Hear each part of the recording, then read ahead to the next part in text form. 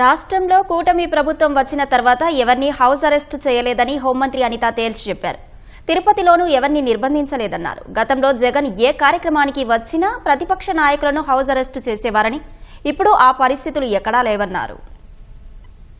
TDP government వచ్చిన తర్వాత పలానా వ్యక్తిని హౌస్ అరెస్ట్ చేశారని కానీ పలానా వ్యక్తిని నిర్బంధించారని కానీ ఒక్కటి చెప్పండి. మేమైతే చాలా క్లారిటీగా ఉన్నాం. ఇంతకు ముందు మళ్ళీ జగన్మోహన్ రెడ్డి గారు శంకుస్థాపనకు వస్తున్నాడంటే నా ఇంటి ముందు 10 పోలీసులు, పల్లా శ్రీనివాస్ గారి ఇంటి ముందు 10 మంది పోలీసులు, మమ్మల్ని బయటికి రాకుండా మా ఇంటి ముందు కుర్చీలు వేసుకుని 2 కానిస్టేబుల్.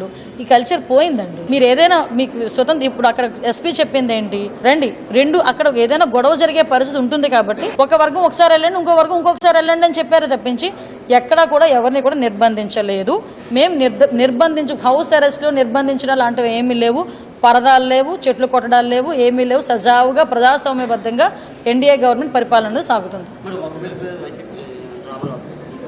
డ్రామాలు ఆడుతుందని మీరే చెప్పారు. డ్రామాలు ఆడుతుందని ప్రజలకు కూడా తెలుసు.